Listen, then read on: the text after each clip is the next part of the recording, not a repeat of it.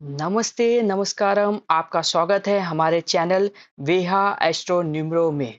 आज हम लेकर आए हैं एक और वीडियो हमारी series birth date secrets daily numerology reveals का, जहां हम आपके जन्मदिन के अनुसार आपके लिए प्रेडिक्शन देते हैं।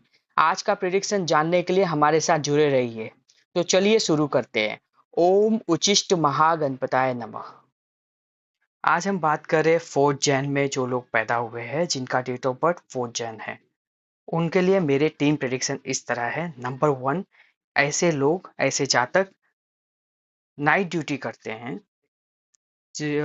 उनके लिए नाइट ड्यूटी करना अच्छा होता है और वो नाइट ड्यूटी करते भी हैं। नंबर 2, ऐसे जातक जिनका जन्म 4 जैन को है, वो कहीं ना कहीं बहुत ही एम्बिशियस होते हैं। उनको सारी सुख सुविधा चाहिए और उनके लाइफ में उनके पास सारी सुख सुविधा होती भी है। Number 3, change of place. ऐसे जातक अपना घर बदलते रहते हैं, कहीं पे भी वो एक जगह पे नहीं टिकते। वो कोशिश करते हैं कि वो कुछ साल में अपना घर चेंज करते रहें। ज़्यादातर ऐसे जातक रेंटल हाउस में रहते हैं। आज इतना ही। Thank you so much.